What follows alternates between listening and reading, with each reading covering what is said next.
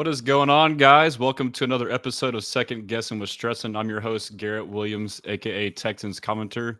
And today we are joined by a very special guest. I should have asked how to pronounce your last name. I'm going to say Dalton Wasserman. Is that how you pronounce it? Uh, Perfect, Garrett.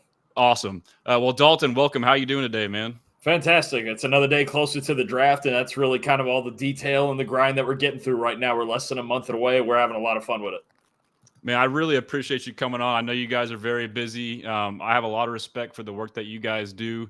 I know, depending on who you talk to, people may look at PFF in a certain light, but I mean, the way I look at it is, it's better than just, looking at a highlighter. So like y'all definitely dive into it.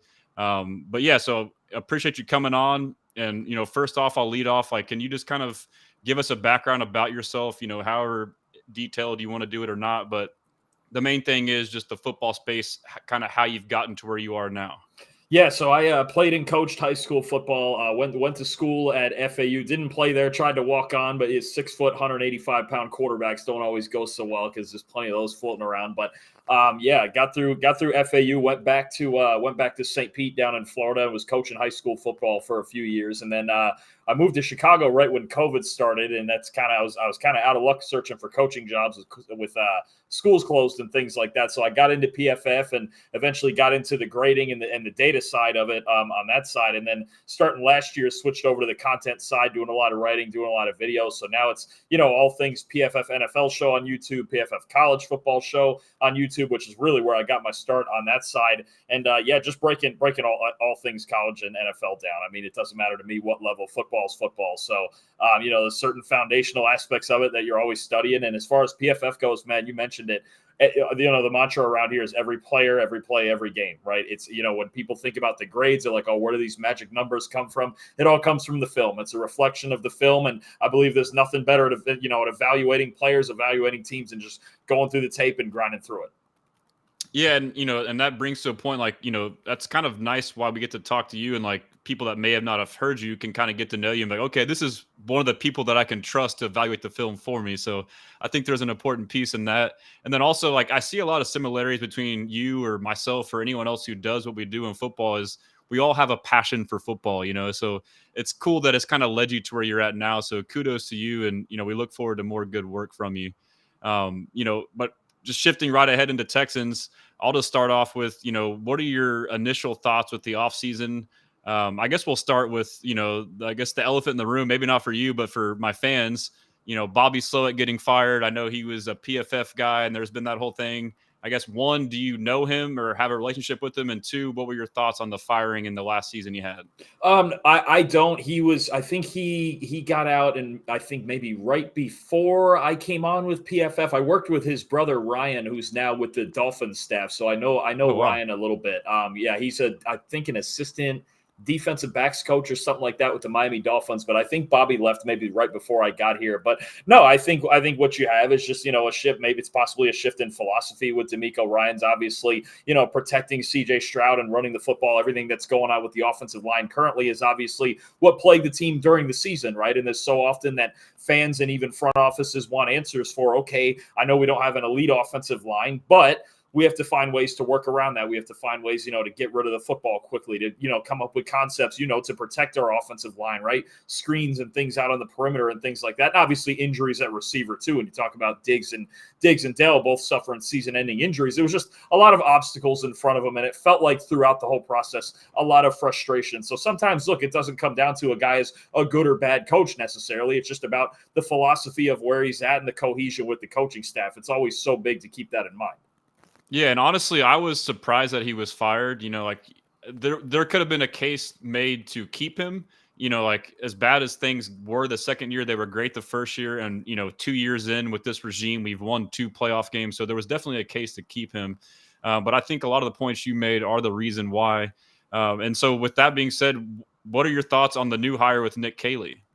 I think he's a guy obviously coming from Sean McVay and the Shanahan tree that brings that element that so many offenses are looking for, so many teams are looking for now. They want to run the football, they want to get into play action, and it's really about making a quarterback's life easier. And I think that was the theme. That was a little bit of the theme with the Texans offense this year is, it just didn't quite make CJ Stroud's life as easy as it did in 2023, right? In 2023, it felt more rhythm, more play action, a little more movement, whereas you got deeper into this season and it was just, okay, CJ, Nico, save us, right? And that's always what you're trying to do as an offensive coordinator, make a quarterback's life easier. There's nobody better at doing it than Sean McVay. Nick Caley learning under McVay, if he's learned anything about that, that's what he's really trying to do, make a quarterback's life easier, and it'll eventually make an offensive line's life easier too, because they're going to need that this season. So I think when you talk about layers of an offense and the ease of just not needing CJ Stroud so early in his career, even though I'm sure he's fully capable of it, of having to put the whole thing on his shoulders right now.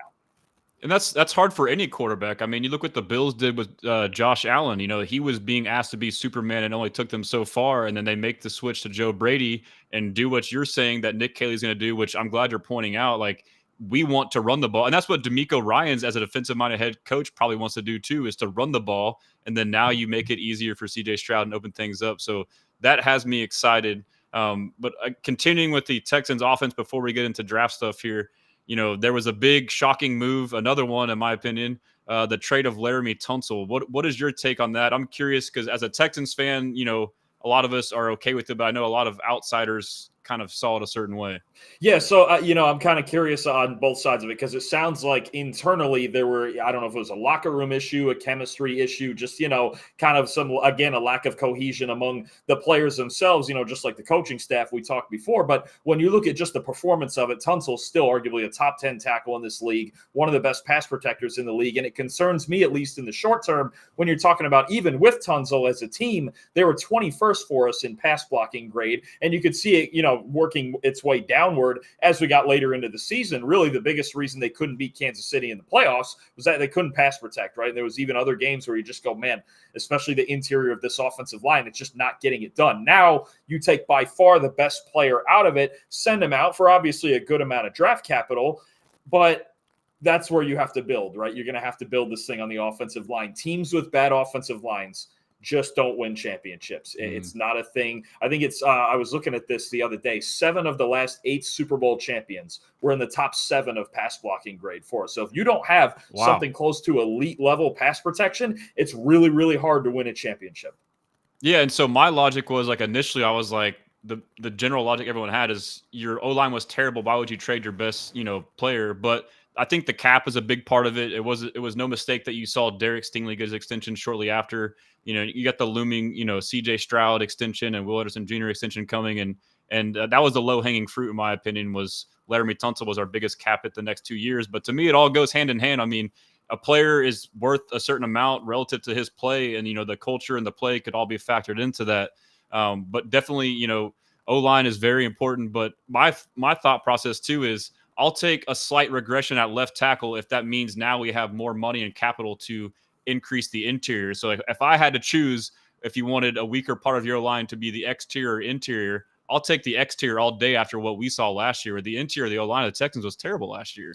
Well, and especially when you consider CJ Stroud is, he can move a little bit. We saw him running even in the playoffs, right? But at his heart, he's a pocket quarterback, right? He wants to win in a similar manner, I think too, say a Joe Burrow does here in Cincinnati, right? He's not going to be like Josh Allen and Lamar Jackson and those guys, right? And I know he's kind of put those doubts to bed, right? Because that was always the criticism at Ohio State. Does he do anything outside of the pocket? Then he plays the Georgia game and it skyrockets him to the number 2 overall pick. And yes, he can run a little bit. He's a good athlete. But at his heart of hearts, he's a pocket quarterback. He wants to win in rhythm, right? He wants to win with his mind, with his arm from the pocket. That's when he's at his best. That's when, he can be one of the best pocket passers in football. So you're right. The interior cannot be as bad as it was last year, especially when you're talking about a guy who's not an absolute freak like a Josh Allen, Jaden Daniels, Lamar Jackson, right? He's not on that level of athleticism.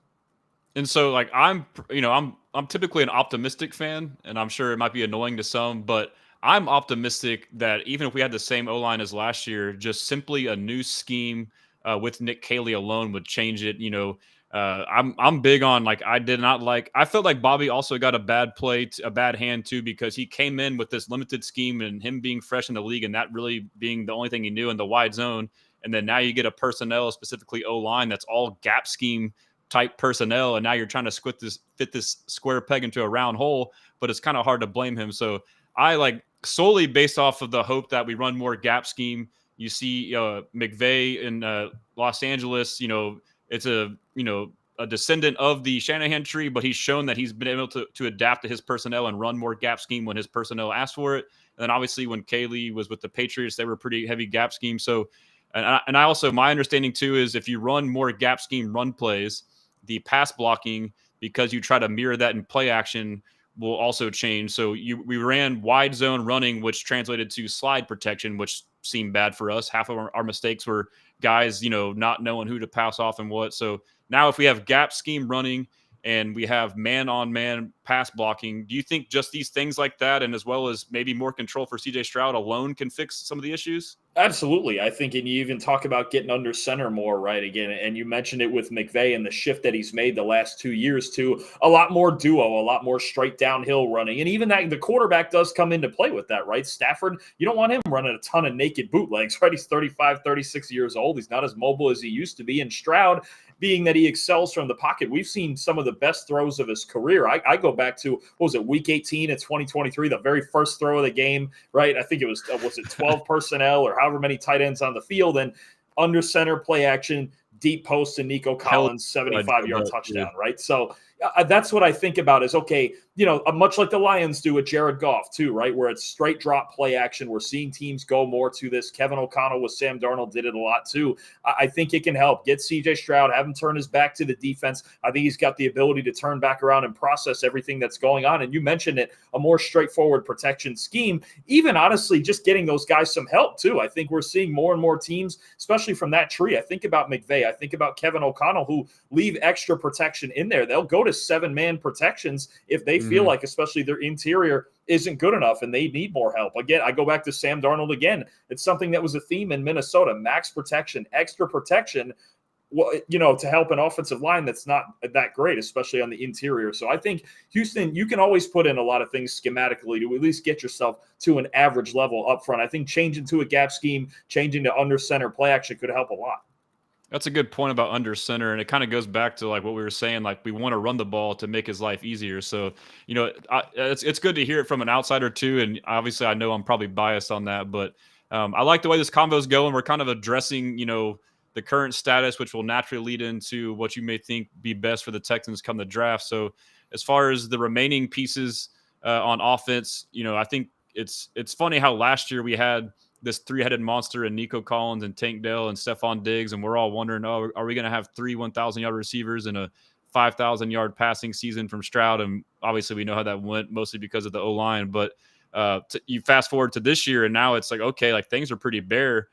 We traded for Christian Kirk. So your thoughts on, I guess, the receiving room with Collins and Kirk, and then what you expect the Texans to do to fill that outside Z role, because Kirk is slated to play the slot, in my opinion. Yeah, no, I absolutely agree on Kirk. That's where he's most comfortable. We've seen him throughout his career be most comfortable in the slot, and Nico's one of the best X's in football. So it is that Z receiver that you're looking for. I'm curious to see if they would go that route. I know all of the talk with the 25th pick in the draft has been about offensive line, and rightfully so. If there's an option they want, if it's a left tackle, a Kelvin Banks, a Josh Simmons, somebody in that range that they believe could be there, then so be it. If they think, with the new gap scheme, and I think he'd be a good fit for it, I think if Tyler Booker were an option there to upgrade the interior, and you figure out maybe Titus Howard does have to play left tackle, or if I think they just signed Cam Robinson, right? If it's that for a 1-year thing and you figure out tackle next year, offensive line's an option, but I also think they need to keep their ears open at receiver. I think 2 guys I think about in the first round: Matthew Golden, who I think is a classic, speedy, vertical threat, deep, Z receiver who you can move around, and when he gets a clean release, his footwork is off the charts. And then CJ Stroud's former teammate, Emeka Egbuka. I think he would fit in perfectly. Again, you're trying to add in motion. You're trying to add in a guy who can separate in the underneath parts of the field, and that's exactly what he did at Ohio State for 3 years. So I think either of those 2 guys, if they're on the board, really should be in consideration. Again, I'm pushing back on this idea just a little bit that, oh, the Texans have to take an offensive lineman no matter what, because you don't want to pass up a great player just because you do have this need, right? And we've seen them trading and signing veterans and trying to stopgap certain things. You mentioned it. If they have better chemistry and a better scheme, they could get better on that alone. They were already only 21st, again, in pass blocking grades. So if they can just get a little bit better from that, then look, add talent on day 2, add talent next offseason when you have more cap space to work with, things like that. This is not going to be fixed overnight, right? They have to figure out who the best 5 are on the offensive line, but they should consider one of those 2 receivers if they're on the board at 25. I mean, you have to look at it too, like how elite and good our defense is. Like your offense doesn't need to be a world beater. I mean, with as bad as things were last year, like we still had a shot. It was a 1-score game in the fourth quarter in the divisional round against the Chiefs with that bad of an offense. So if it just marginally improves, you have a legit shot, in my opinion. So, but yeah, so like I'm pretty analytical, like as far as like positions for receivers. You think Emeka Egbuka would work if they were to draft him? Like I know he was like a heavy slot usage guy in college. I think he can play outside. And so like my argument, like when people say to draft him, like I wanted him for sure until we got Kirk and my vision kind of shifted is, I would prefer Matthew Golden, who fits the Z receiver profile like perfectly. But if they were to get Emeka, and I guess Kirk could probably play outside too, how would you see that receiver room fit if they were to get Emeka? I think what I love about Egbuka is he will do anything you ask of him. I think when you look at under different offensive coordinators this past year under Chip Kelly, and then obviously previously in his 2 years at Ohio State, he will do anything an offensive coordinator asks of him. If it's the Z, if it's out there to ISO on the X, if it's to get in a slot, if it's the motion, if it's to run block, if it's any which route, I think you're talking about a guy who would fit in so many places in so many different roles, because that's what he did at Ohio State. I think about the guys he even played with, right? Marvin Harrison Jr. this year, Jeremiah Smith, who's an absolute freak of an X. But for as much as the spotlight was on Jeremiah, Egbuka did all the little things, all the dirty work that really creates winning football, right? And I think at times when, Jeremiah was double and triple teamed, who was dicing up zone coverages? Emeka Egbuka. Who was that guy who was inserting as an extra run blocker to help you on the second level? Emeka Egbuka. I think that's the beauty of it with him, is he can fill any role you want him to. And I think a hybrid Z, kind of even sometimes power slot, sometimes outside. He's just a really darn good football player, right? Yeah. He's just one of these guys who's coach friendly. So I don't think there'd be any, especially with the already existing chemistry with CJ Stroud, I don't think there'd be any issue with him being in Houston. Yeah, I mean, like, and when it boils down to it, he's just a damn good football player is basically what you're saying. And then also too, like, before I started to kind of like overanalyze it, like if you imagine his fit with like you hope and project that we run a similar offense to the Rams. They run a lot of that insert motion with like Puka Nacua, where he is the Z, but he'll motion into the box to the C gap and go and block a backer or, a nickel back. And then next time, he'll run a play action pass. So like he's a bigger physical guy who's not afraid to get his nose dirty. So from that perspective, I think that they would love that too. Yeah, I think you think about McVay and the line of guys that he's had. It was Robert Woods first, then it was Cooper Kupp, now it's Puka Nacua, who all play that same role. And you have to remember, too, getting in there in those condensed formations, that's one of the most dangerous parts of that offense, right? When you get those insert guys, but then he inserts, and then it's play action, and then he's taking, some sort of leak or an over route from a condensed formation. There's so many possibilities that those guys give you. I think Amon-Ra St. Brown does the same thing in the Lions offense, right? Guys like that who can condense down in the formation and be that two-way threat, they're becoming more and more of a common theme, and it really comes from the McVay offense. So I do think Nick Caley could see Egbuka as that type of player to be right down in that line. Like I mentioned, Woods, Kupp, Nacua. I think Egbuka fit that same role for Ohio State, and he could do it in the NFL. And you bring up a good point. I think I've like kind of failed to neglect to like realize this in my own mind, but like as much as the Texans ran a bunch of condensed formations last year with Slowick, and they probably will do it again. If I'm harping on outside receiver, like with these tight splits, your alignment is essentially an inside receiver a lot of time too. So that kind of negates some of that as well. But what killed me though, I don't know if you noticed this with the Texans with Slowick last year. I feel like the condensed formations worked great. And there was a lot of talk about a CJ Stroud sophomore slump. Like I argue it was more of a Bobby Slowick one. And I don't know if it was, maybe you can answer this too. If it was more of a Shanahan scheme league wide, they seem to kind of, there's different variations, but it seemed like Kyle Shanahan and Mike McDaniel kind of got figured out a little bit. But what I noticed in particular was the condensed formations. People just started sending you invited defenders into the box, and they started sending corner and nickel blitzes and safety blitzes, and we had no answer for it. So do you think that was something that was adjusted, like the defenses, kind of figure out the Shanahan offense, or is that just an anomaly, like a random coincidence? I don't know if it's the offense so much as and I like that you mentioned the Dolphins too, because we know when that offense is clicking, obviously coming from the same tree, it's really clicking and they can score a boatload of points, but the theme holds the same. Even if you're getting condensed and you have all these weapons, if you can't block guys with the 5 up front, it gets a lot harder. And especially that was a theme for the Texans too, right? Couldn't pick up blitzes at all. It's not like they didn't have talented players. Obviously, they had Tunsil. Things are always going to look a little bit better when defenses are only sending 4 and one of them's locked down with Tunsil, but they couldn't pick up blitzes, especially in the interior. They couldn't pick up stunts in the interior and even run stunts. The same thing applies, right? You can send those loopers around and they can fool your interior guys, and all of a sudden Joe Mixon's hit behind the line of scrimmage. So, I think those condensed formations, they can obviously work. Your front 5 still has to be functional. And I think the other thing, too, this is the part of losing Stephon Diggs, especially a guy who can really function from anywhere on the field. And even, with or without Tank Dell's still only, 170 pounds. And then he was out with another season-ending injury. So when you don't have – you can be condensed all you want, but if you don't have weapons that do threaten in the passing game, teams are going to start blitzing you because they feel like outside of Nico, they can play it man-to-man. And even on that side, they're going to play the bracket. So, I do think there is – as the season went on, it got to be a personnel issue, really, because you look at their offense and you just go, even in the playoff game, all right, it's Nico Collins and Xavier Hutchinson wasn't in the UFL the spring before this season, so it's like this is the depth of guys you're getting into. So again, I think Christian Kirk was a good add. I think he's a versatile piece inside, and then finding somebody who was supposed to play that Stephon Diggs role would really expand what you can do in those formations. Yeah, I agree. So, and it sounded like it was just a perfect storm, like just everything that went wrong could, and it just kind of got worse and worse. So it really was a miracle they made it as far as they did, honestly. But I guess we'll kind of pivot over to the defensive side of the ball, and then we can kind of just roundabout into the draft. But I guess just tell me your, overall thoughts on the defense. Can they be a top 5 defense? And then while you're at it, just tell me your thoughts on the trade of Kenyon Green for C.J. Gardner-Johnson. I think when you're talking about their pass defense with all the talent they have, first of all, with the 2 guys off the edge with Hunter and Anderson, obviously, and then I even like Derek Barnett as that 3rd guy that rotates. Underrated, I think he's got an underrated impact on this team. I thought it was nice to see him get another 1-year contract to come back. And then you talk about the amount of talent in this secondary is ridiculous, right? Stingley, Lassiter, Gardner-Johnson, Petrie, Kalen Bullock as, sometimes a free safety ball hawk back there. Was it 4 or 5 interceptions he had last year? So I think it was 5 interceptions. I think it was 5, yeah. The amount of talent you have in the could have had several more too. Yeah, it's I call him Kalen Ballhawk.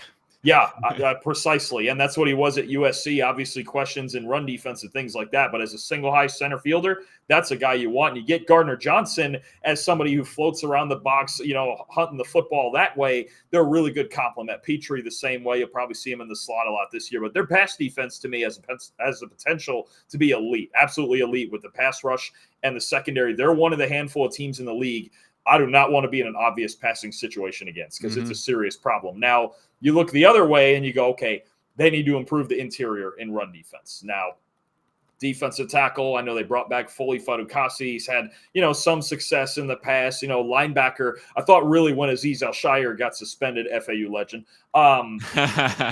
you're talking about that really hurt their run defense for that stretch. And was it Christian Harris who suffered an injury last year at some point too? Yeah, so right? he had like this mysterious year where he had like this mysterious injury and it'd be 2 weeks, 4 weeks, and like just never came back. And then when he finally did come back, the season before he was playing like at a Pro Bowl level, like it finally clicked for him.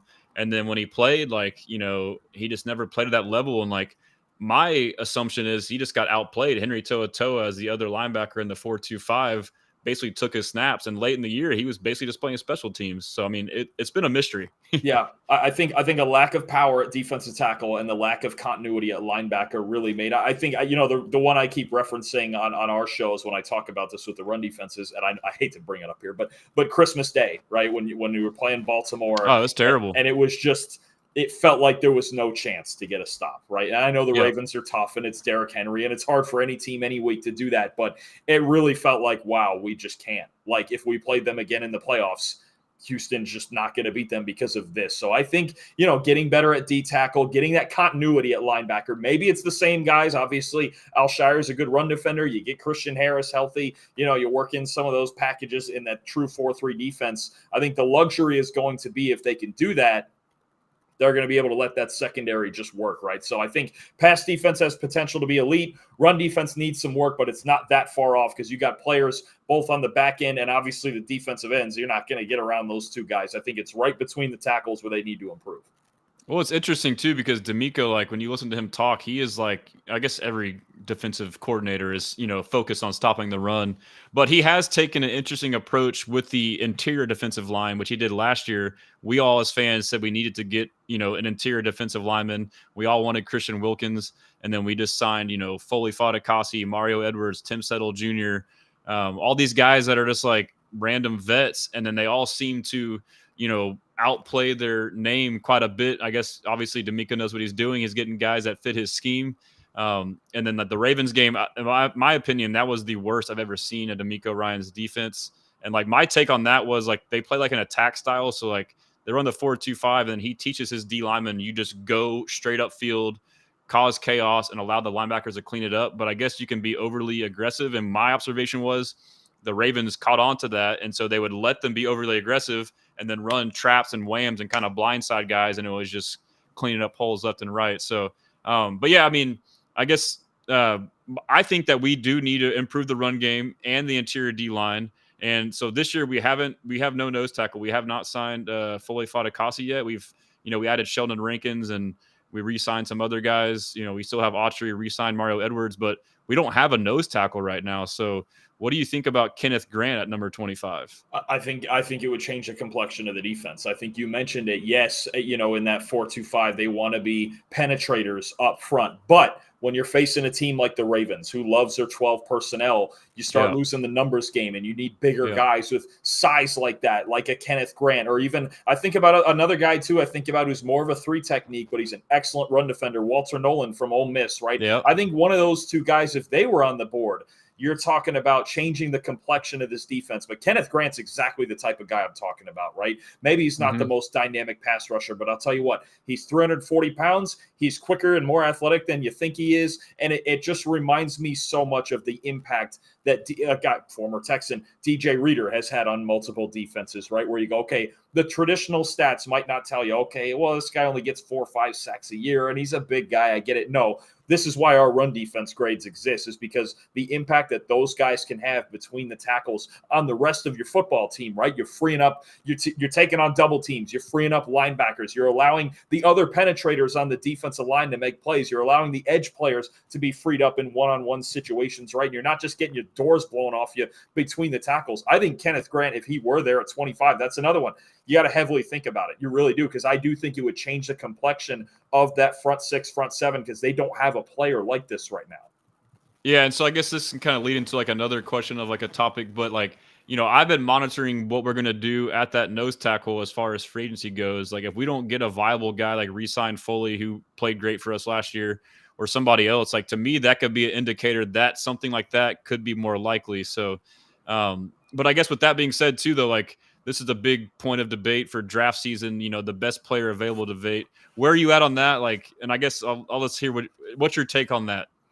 So as far as at number 25, we're talking? Well, I'm just saying, like, what's your overall philosophy? Like, and if you were the Texans, I guess, like, do you have like 2 or 3 positions of need that you would address? Or are you going to take best player available no matter what? Or well, I think for them it's obvious. It's offensive line in general, interior or at tackle, right? I think if it's kind of like if you isolated that bubble to offensive line, then yeah, best player available. If they feel like if that were Kelvin Banks, Josh Simmons, cool. If they feel like that's Tyler Booker, cool, and fix up the interior and figure out tackle later. In that, I haven't heard you say Gray Zabel yet, man. Zabel. So if you're moving to more of a gap scheme, I'm leaning in on Booker instead. If it was still kind of the wide zone, I think Gray Zabel's going to be a really good zone blocker. I think he's somebody that he's a very good athlete. I think he's somebody that a team as high as, say, Seattle at 18 with Clint Kubiak as their offense coordinator, I think they could think about a Gray Zabel. If you're trying to get more downhill and add bulk and maybe even get in duo, like if Nick Caley's trying to go the duo route like McVay's been doing lately, then I would take Booker over Zabel. I think there's very much a scheme fit element to that, right? So, and those decisions obviously go into it too. Some people think, well, in a vacuum, this guy's better than this one, but for what we're trying to do, maybe not. That's why, Trevor Sycamore has done a great job. He's been working on our on creating team boards, where not just our PFF big board now, but trying to have 32 different top hundreds for every team based on scheme fit, based on that need. And it could be a little bit different. Some boards are going to have a guy like Zabel higher. Some are going to have Booker higher. It depends on what we're trying to do, right? There's certain teams I could list off where it's Booker. And I think the Texans, if they're going to that duo kind of gap scheme,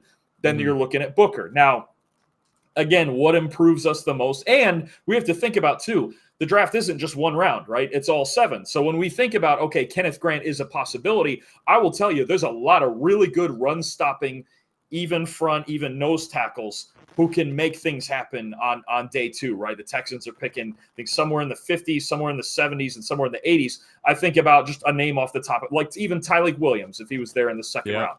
Perfect. Was that him that got hurt today running his 40? Yeah, from one. I think he tweeted out. I think he tweeted out that he just cramped up, because at first people were very thank concerned. Goodness. I think it was just something he cramped up. He tweeted out, "I got a cramp in the middle of the run in this." It wasn't like anything serious. So I think Tyleik Williams is a guy who would fit D'Amico's defense perfect. If I want to go further into round 3, I think about a CJ West from Indiana, who, if you haven't watched him yet, that guy's a sleeper, right? I mean, that is a sleeper of a gap filler nose tackle in an even front. At Indiana defense, they had a lot of good players, but he's one who made the rest of the team better. That's the kind of thing you talk about. Can I get this a round or 2 later? Or even a Z receiver, okay? Let's think about round. I think that's what GMs do and what they have to do. I've got day 1 options. I've got day 2 options. The Z receiver thing. Maybe I take one of these other things instead of an Ibuka. So it's best player available within these positions they want. Like let's put it like this. Like, say on our team board, the Texans have no need to draft a corner in the first round, right? Like that's not a thing. That's not a thing they need to do. So it's definitely, I think, still has to be within the scope of okay, what do we need? If the Texans are taking a corner round 1, I got to be honest, I wouldn't be sure what in the world they're doing. It's great to have all these corners, but there's only so many of them that can be on the field at the same time. So within those parameters, I think for me, and what we try to do is list off, obviously, every team, every outlet tries to do it, 3 or 4 of the biggest needs, right? And then best player available within those needs. And the big mystery is within these front offices, what do they feel like is more of a priority? And who do they feel like are the best players in creating those cross-positional boards? It's tough to do, but I think you always keep in mind the entire draft plan and what are our alternatives, which positions have more depth, which ones are a little bit thinner. Yeah, and that's a good point, too, because certain positions like tight end, running back, and I believe defensive tackle are positions of depth. So I'm sure they're thinking the same way, like, why reach for this guy when I can get someone, a similar value in just a couple rounds? And to your point, too, like D'Amico Ryans and Nick Caserio, they both talk about having clusters of guys. So that's kind of like what we're talking about. They probably have, all right, we need this position, that position, this position. We like these 4 or 5 guys in this range. And that's kind of why, too, like we see a lot of Nick Caserio is a madman. Like we do all this stuff, analyzing and guessing what's going to happen. And he just does like a wild card and trades up or trades back. So it's fun to do that. But I mean, it's tough to happen, like to see what happens when he just, pulls a wild card. But I guess, what are some other so obviously we have defensive tackle, we have receiver and O-line. And to your point, you would just take the best player available probably within the first 3 rounds of those positions. Yeah, I mean, I would consider that, obviously, if there's talented guys, especially as you're getting into day 2 and 3 that you think just add to your football team. I have no issue with that at all, right? So you're thinking about, okay, receiver, D tackle, and offensive line, obviously, in general. You just think about trying to add talented players to that position. Now I'm thinking about, I was just doing off to the side here a 3-round mock draft for you in our simulator. And Love it. Think about this. Okay, here's a scenario. Kelvin Banks was on the board at 25. I went there first. CJ West, who's actually risen up our boards even more than I thought. I think he's in the 60s now. Kelvin Banks, CJ West, a nose guard. Jalen Royals, the receiver from Utah State. Yeah. And Tate Ratledge, the guard from Georgia. Like that's just these are the thoughts I have just real quick as I was doing it off to the side here. You go, okay, two talented offensive linemen who are really good pass protectors, the nose tackle, the run stopper we were talking about, and then an option in the third round as a receiver. I mean, these are the scenarios you go through, and I'm sure the front office goes through a million of them. So those are the three main areas of focus. To me, I think another one could be, I've said this about this running back class too, and I know Joe Mixon's the workhorse, but even teams that you don't think need running backs or it's not at the top of the list, take somebody. Even if it's not obviously in the first round, a guy like Ginty or Hampton or whatever, take somebody because there's so many talented guys, at least 20 of them, man. I'm telling you, like if you talked about even a pass catcher just to compliment Mixon, I think from right down the road, let's say Brashard Smith from SMU is a guy I really like for his pass catching. He had a visit, I believe, recently. Oh, yeah. I mean, a guy like that, guys like R.J. Harvey and Devin Neal and Damian Martinez, the number of running backs in this class that I think would make that's a position to me in this draft that even if you have that guy as a frontline guy like Joe Mixon, where you go, yeah, let's take another one just to have him here, right? Because especially in the fifth. I mean, you look at the Rams, Kyron Williams, he's a 5th round pick. I mean, now he's a workhorse. Absolutely. I mean, so you think about guys like that. That's a position where I go, yeah, let's take another one. Or even like on a late day 2 or round 3 or 4, something like that. Even more depth at linebacker. Why not? Right? There's been some injuries lately. Alshire's a very good run defender, but not the best coverage guy all the time. Right? It would help with Christian Harris out there. It's little things like that where you're trying to add adding more depth at tight end. I know they have Schultz. I know they have Stover, but this is a deep tight end class too. If there's somebody that Nick felt Caley, like they former tight end coach. Absolutely. He's going to be at least looking at somebody at least on day 3. There's going to be a tight end coming in there. So I think, look, you always look at best player available. You look at your board, and I think day 3 especially for me. This is why people argue about big boards and where this guy is at and where that guy is at. And I think really once you get the past 80 to 100, when you're talking about day 3 picks, it's guys that you want on your football team. Yeah, right? We you see can't all the risk time. someone sniping them, right? I mean, to save X amount of And that's why you see teams all the time. They trade up 10 spots or 20 spots in round 5 to get this guy. just get this guy that you want, right? So I think that's what it's going to be about, just players that fit your football team. But depth at running back, tight end, linebacker, all of those things, those are always going to help, right? If you can find useful role players in those spots. Obviously, the big needs, the starting caliber needs, you want to fill in the first 2 days with these 4 picks that they have in the first 3 rounds. You do want to find starters, a potential starting caliber D tackle or at least an early down guy. Starting offensive lineman would be nice. A Z receiver would be nice. If they come away with those things within their first 4 picks, well, then you have the luxury of just getting guys you want on day 3, and that's really the whole Then that's when you can truly do the BPA. Now it's like, we don't care. Yeah. Absolutely. Yeah. So that's what you're looking for. To me, in those first 2 days, you're looking for impact guys. You're looking for starters. And beyond that, you find those guys that you want on your football team. You mentioned like Kyron Williams. At the time, they didn't have a huge need at running back, but you like somebody, you bring him in, he adds to your football team. There's 53 spots on the roster. Bill Belichick was the master of it, right? Nick Caserio, I'm sure, learned that from him. Your entire depth of your roster matters all the way to the last 53. And if that guy has that role for 15 snaps a game and he plays his best 15 snaps, then so be it. He made us better for 15 snaps. I just want to check in with you on time. Are you doing okay on time for now? Yeah, I'm good. I'm chilling. Okay, cool. Because I could talk forever. If it starts to get to where, hey, we got to shut it down, just let me know. I'm going to get some questions from the chat here. I got about 600 plus people tuned in right now. We got Engineer says, thoughts on Jaden Higgins. Thoughts on Jaden Higgins, man. I'll tell you what, it sounds funky because of the same name. He reminds me a lot of T. Higgins. I mean, you talk about the size, I was watching his route running again the other day. The way that he gets off the ball with his releases for such a big guy at 6'4" and 215, 220, however much he weighs, he's smooth, man. He's smooth. He's got fantastic hands. His body control's nice. Obviously, he's not going to run the most explosive 40 on that size, but man, oh man, I think the more you watch him, the more you go, that's a second-round pick. That's a legitimate X receiver in the NFL. Yeah, and so, I love him as a talent, but me being analytical and you having an understanding of the different positions, it wouldn't make sense for us to draft another X receiver to be a backup behind Nika. Is that where you would stand too on that, or? Yeah, I would agree. It would be a little bit redundant. Now, if they felt like they wanted to go that route and have 2 of those guys, well, I mean, more power to him if Caley wants to find a way to do it. It wouldn't be necessarily the best fit for Houston, but he would fit in a lot of places. I'll tell you, that's another one I look at. Maybe the Seattle Seahawks would have an interest in that after trading away Metcalf or just, a team like that I think about. But Higgins, I think Higgins is going to be pretty darn good. He does remind me a good amount of T. Higgins. And I've heard a lot of Nico Collins comps too, which kind of sounds on par too. So yeah, he's definitely a special talent. But yeah, so like the running back and tight end to me, those are two similar positions.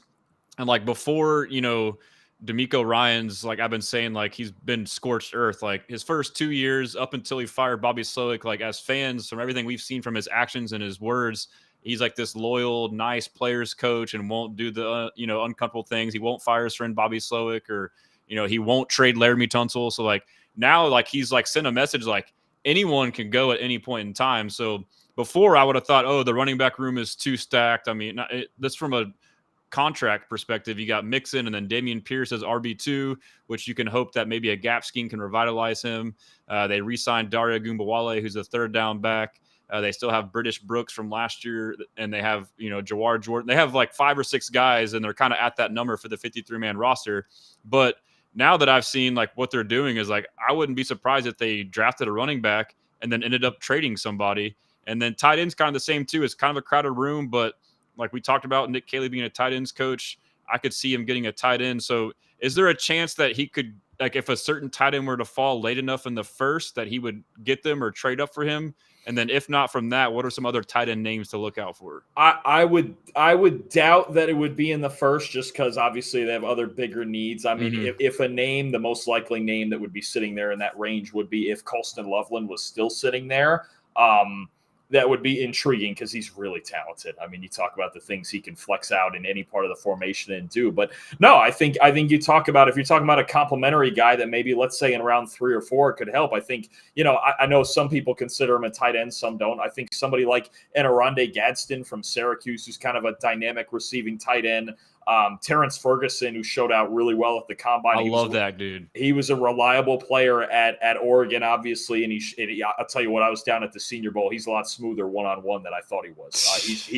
He's a good player. I think he's going to go in the 3rd round, but he's a good player. Could they be a team that's interested in a Harold Fannin Jr.? The pre-draft process hasn't gone as well maybe as he had hoped, but still a good football player with the ball in his hands. And honestly, look, when you're looking at this tight end class, especially the first like 6 or 8 of them, you talk about, Sean Payton talks about this, trying to find those jokers, trying to find guys that create matchup problems. And if there's somebody that you feel like on day 2, especially at that position, that can do that, then so be it, right? I mean, we've seen Dalton Schultz do it before, but we see so many teams now going to these 2 tight end sets, and I'm sure it's something that if Nick Caley can get into it, he would love to do it. But, or I even think about, or even 13 personnel, man. Even 13, if you want to draft, and I know Cade Stover is a good blocker. At least I liked him at Ohio State. But even if you talk about a bigger, more conventional guy that can block, Mitchell Evans from Notre Dame, Jackson Hawes from Georgia Tech. I'm going to tell you something right now. He's a guard in a tight end's body. That's the way I like to put it with him. There's times I watch him, I don't think he cares what the score is. I think he just wants to run people over, honestly. So that's what we need. I tell you what, Jackson Hawes from Georgia Tech, probably in round 4 or 5 is a name to watch. 4th, 5th round guy. Yeah. If you want a blocker, I mean, just an absolute jerk. Honestly, that's how you can describe it. His days, I believe he was at Yale before Georgia Tech, but man, oh man, he's a hell of a blocker if you wanted a guy like that too. Yeah, and so that's what I was gonna say. Like, from my perspective, watching the Texans and watching our tight ends, like when I wrote a piece where I kind of analyzed the O-line, and I realized like, yes, the O-line was bad, but we've kind of like unfairly shed a light on just the O-line. Like the tight ends and the running backs were also terrible in pass protection, but the tight ends were like among the worst in the league as far as I actually used PFF's data, and I went through like how many of the sacks that they were responsible for or pressures, and like they were like worst in the league by far. So like when I'm thinking about that, I was like, okay, we need blocking tight ends. And so Jackson Halls is a guy. I guess I kind of use PFF to kind of look through that too. Mason Taylor and Ferguson. Sorry, got something in my throat there. Mason Taylor and Ferguson were also guys. Would you just expand on any other? Golly. Need to get a cup of water here. Expand on some other blocking tight ends for me. Yeah, I was just confirming those numbers for you. Even I was just looking at it as a unit because I have that behind the scenes here. Yeah, dead last by a lot in pass blocking grade, like by a mile. For tight ends? Yeah, for their tight ends. And terrible. For run blocking, I got them at 14th. They were kind of whatever as run blockers. So again, right away, like that, a tight end coach, now OC, can maybe fix a lot of our pass protection issues solely off of addressing that issue. Yeah, it is. It plays into it because, I even just mentioned about, trying to have, okay, better pass protection and maybe extra protection to help them. But if those extra guys aren't any good either, then it doesn't do us any good. But no, you talk about blocking guys, man. I think about Mitchell Evans again from Notre Dame. We mentioned Jackson Hawes. I don't see much of him as a receiver, but I think a CJ Dupree from Alabama could be a nice guy in the 5th or 6th round as just a solid blocker. Ben Jurasik from Georgia is a really fundamentally sound blocker, maybe a little bit smaller, but he's fundamentally sound. So you think about those guys, you get all different sorts of tight ends right now. Like if you're looking for pass protection and blocking out of a tight end, you're probably not going to go the Oronde Gadsden or Harold Fannin route, right? It's like they're also unicorns too, right? I mean, very rarely can they do both, and if they are, they're a first, second round pick. Well, right. That's where we talk about. I saw even someone in your chat ask about Tyler Warren there, and that's where you talk about, okay, if they can do both, like at the level of Tyler Warren, they're going to go in the top 20, right? That's why those guys are special. Even Colson Loveland when he's healthy, because he was dealing with a shoulder issue this past year, which kind of hindered his blocking. But, I think even if they wanted to get gutsy in round 2 with a guy like Mason Taylor, he's extremely young. He needs to still work on the fundamentals and get a little bit stronger, but he's somebody who could have that sort of potential. But if you're looking for a pure blocking tight end, somebody who can fill that role pretty early, I look at Evans, I look at Hawes, and I look at CJ Dupree from Alabama as another good option. Awesome. So I got some research to do. I'm going to have to go back and listen to this and research those names. But that's kind of the way I think. I kind of tend to overanalyze stuff, just typical fan stuff. But and I guess someone talked about running back too. I guess you kind of touched on that, but I believe someone was asking about, let's see if I can scroll up and find it real quick. I think it was Omarion Hampton, but he seems like he's going to be too far gone. But I think they asked about his pass catching ability. But I'll ask you, what do you think about the Tootin guy from Virginia Tech? I mean, he seems like he could be another late round pick as a running back. He's a blazer. He's a blazer for sure. I mean, you talk about an athlete. He absolutely tore up the combine. His stock really rose at the combine, I thought. He's got good tape at Virginia Tech, and they're a run-heavy team that runs a lot of different schemes. He's very good outside zone runner, but there was also a lot of power schemes in that Virginia Tech offense. You talk about a change of pace kind of back. I don't know that he's going to be the workhorse like he was at Virginia Tech because he's not the biggest guy, but a change of pace from Joe Mixon, who's obviously the crafty, powerful runner between the tackles, and then you put Bashal Tootin in there from Virginia Tech. I mean, that really, I think that's what you're talking about, a cut and slasher with a really, really nice top gear. You saw him blazing through the 40 at the combine, and that shows the game speed. When you watch his Virginia Tech tape, really shows him. And another guy I'm going to tell you in the same light that to me has been rising up boards, and the more you watch his tape and watch the way he's tested, Jaden Blue from right down the street there in Texas. He has a planned visit with the Texans. Did he? Did I hear he ran in the 4.2s at his pro day? 4.28. You might have. I thought I heard something, maybe a rumor about a 4.28 40 at his pro day. That kid too, he can absolutely fly. I think those two guys sometime early to mid day 3, somebody's going to get a really nice complimentary back because those two are absolute home run hitters. That would be tough to pass up. Like us just mentioning what you said, like if you can, check off those first 3 big positions first and those guys are still on the board, like it'd be hard to pass those up. Yeah, this has been awesome. Are you still good on time? If you want, we can go like maybe 5 or 10 more minutes and then call it, or? Yeah, I'm good. I'm looking at, I was just looking at this Jaden Blue thing. It says 4.28 and 4.29 that he ran at his pro day. I would imagine now his draft stock will probably go up. Yeah, I got to think teams start thinking about, if not day 2, because the production is obviously lacking. He was kind of a part-time guy with the Longhorns. I got to think he'd be a priority day 3 guy on that alone. And this is why I'm saying, even teams that you don't think need running backs, there's so many. You almost have to take one, even if you feel like you're stacked. Because these guys, I mean, even a guy like Jaden Blue, who was considered the 2nd and sometimes 3rd back at Texas, where you go, man, I kind of want that guy in the 4th round or somewhere early. What's on a stacked day 3. room? I mean, they get overlooked, Oh, for sure. I mean, even this year, when you talk about, they lost C.J. Baxter, obviously. I'm blanking on the name of the other back that they had playing more often than him. I don't know why. I have all these names in my head all the time. Because you think about 1,000 names a day. Yeah, pretty much. Yeah, I'm blanking on the name of. You can mess up. You go through more information than anybody, I'm sure. I'm blanking on it, but I remember even after Baxter got her. Oh, Trey Wisner. That's it. Here it is. Trey Wisner. I was stuck. There you go. I know he was a pretty good player too, but even then, Blue was considered the 2nd back. But he's an impact player, and you talk about him too. He's another guy who can catch the ball out of the backfield. I think a pass catching back. I know Ogunbowale kind of serves that role, but to get more explosive, to get a guy with the speed of a Jaden Blue or a Bashal Tootin, how could you not want that in the room at least? Yeah, absolutely.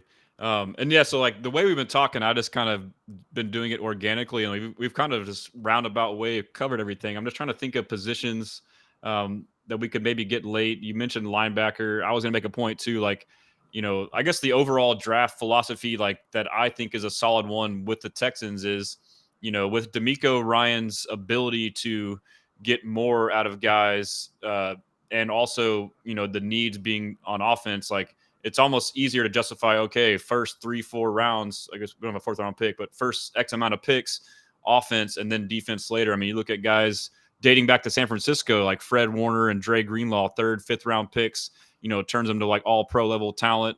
Stuff, and Henry To'oTo'o, a mid to late round pick. So with that philosophy, that's something to point out. And I guess I was going to ask a question there and forgot it. So now I'll just pivot to say, what about like a depth, pure cover nickel? I think we still need one of those, and it would have to be a late fifth round guy. Do you have your eye on anybody that might fall in the fifth round, day 3 guy? It feels like there's, to me, when I've been watching these corners, less nickel guys. I think there's some fun names I could pick out here, though. I'm going through my list here. Jordan Hancock's a decent player from Ohio State. I think about Upton Stout, a guy from Western Kentucky who had a pretty nice set of Senior Bowl practices. I think is a good player. Jacob Parrish from Kansas State. Jordan Clark, Ryan Clark's son from Notre Dame. He played a ton of man coverage at Notre Dame this past season in the slot. He came from Arizona State before that. And then this year at Notre Dame was a really valuable piece for them in the slot. So those are some guys I think about. Jordan Clark is a guy, if you're talking in that 5th, 6th round range, because the Texans have a big gap between, 89 and 166 before they're picking again. That's late in the 5th round. Jordan Clark could be an option. Maybe if Jacob Parrish gets that far from Kansas State, that's another one. And Upton Stout's a guy from Western Kentucky I have my eye on as well. Yeah, so on defense, I mean, that would be like a luxury because the 2 positions that we haven't filled, I would say, is nose tackle, which we covered.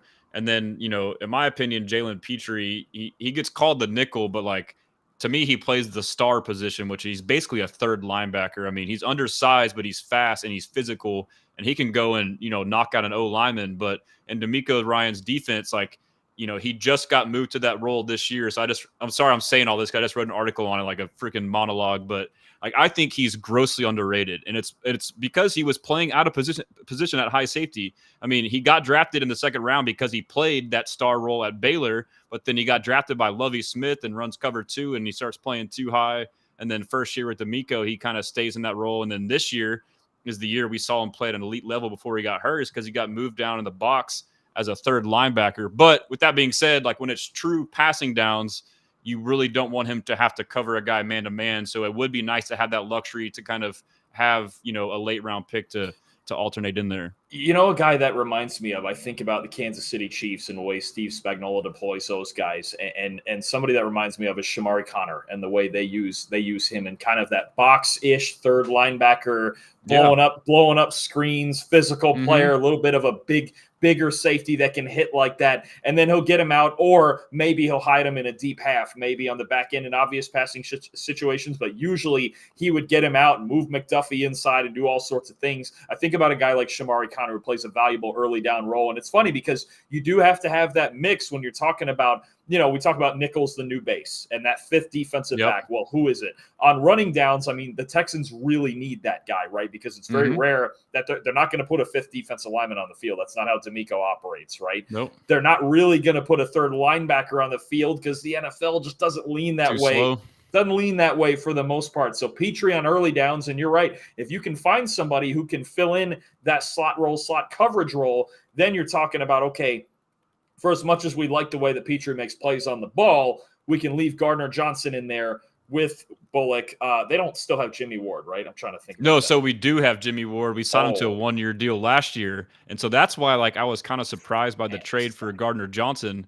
But, like, what I see now is you have Bullock at free safety, Gardner Johnson at strong safety, Petrie at nickel, or I call it star. And then now I think this allows Jimmy Ward, this is what I would do, to rotate between the 3 because he can play all 3. Yeah. And he gets hurt. So, I mean, like, he's a great player when he's available, but the problem is he gets hurt. So, yeah, so they are kind of crowded at safety if you count Petrie as a safety. I'll tell you what, that's a whole lot of talent in one secondary, man. That's bunch of crash outs, dude. I mean, look at CJ Gardner Johnson, the way he plays. Look at the way Jalen Petrie plays. Look at the way Jimmy Ward plays. Look at the way Kamari Lassiter plays. Like, yeah. that's like just from your secondary, the physicality is insane. And that's not even mentioning Azeez Alshire or Henry To'oTo'o, you know? I mean, and you love having guys like that on the back end who want to come up and hit, right? I think, and that's why early in the draft it would be a big emphasis for me on, man, can we just get those defensive tackles to free these guys up, right? Yes, and not make them make every single play, plug up the gaps. And even if you have a 3 technique that can penetrate, or if you had a Kenneth Grant who could demand double teams with his size, he really moves backwards. You start freeing guys up that can hit like that. And man, teams they don't want to mess around, because now you have speed and the hitting ability. I mean, it's everything you could want in a secondary when you think about how stacked they are now. So I mean, now again, that's why to me that would again be a big emphasis early on, is that defensive tackle position, because all those athletes you just mentioned on the back end and one secondary, that's a boatload of talent. Yeah, I mean, and like, you know, and I was cool with the D'Amico philosophy of like getting undervalued guys, but like really like my line of thinking started changing. I'm sure everybody's after watching the Super Bowl. You watch the interior for the Eagles, Milton Williams, Jordan Davis. You know, those guys made a difference in the interiors, and so we didn't really have those, you know, game changers. So to me, that was kind of an eye-opening moment for me as well. But yeah, I feel like I had a couple more questions. Is there anything while I'm just brainstorming that you would like to mention that you got going on, and kind of just tell everyone on here to follow your handles, the shows you do, all that good stuff?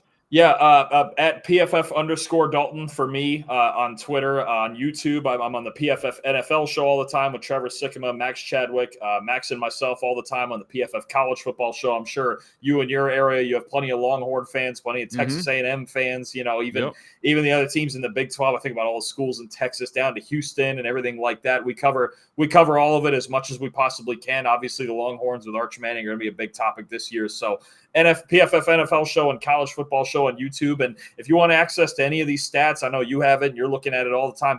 The PFF Plus subscription on PFF.com is just fantastic. Look, not only you get to look at the grades and the stats, but if you're a big fantasy player, we got a boatload of fantasy tools to use. We got a bunch of betting tools to use if you're into that sort of thing. I mean, our draft guide is about to, if it's not already up, I think it's maybe coming up next week, our big draft guide that we've got at least 150 plus prospects in, plus the big board and everything else you get access to. So on top of me writing things 3-4 times a week on the website as well. So there's a lot with that PFF Plus subscription that comes in there, and I'm sure you know you use it all the time, like you mentioned, just to look at things for this show, and you do a great job of it.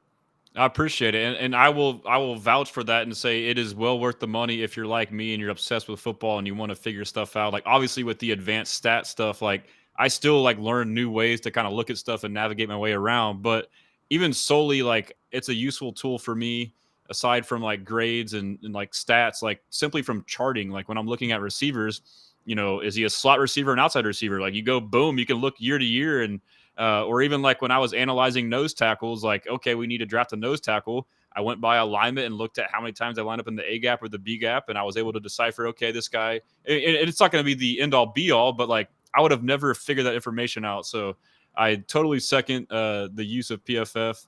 And I think we'll just wrap it up. We can, you know, hang out for a minute afterwards, but it's, you know, just about an hour. But again, like I'm super grateful you came on here to do this. I have a lot of respect for you and everyone that you work with and the work that y'all do.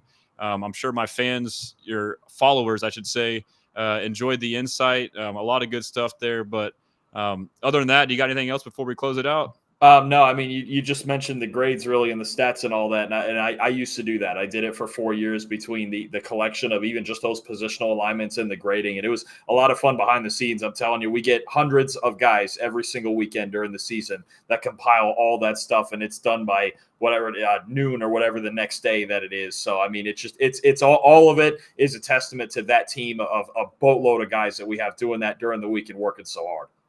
Yeah, it definitely seems like y'all have kind of taken over, like, you know, that area and it's made it easier to be a fan. So it's awesome. But yeah, guys, appreciate y'all tuning in. That's all we got. We'll see y'all next time. Be blessing.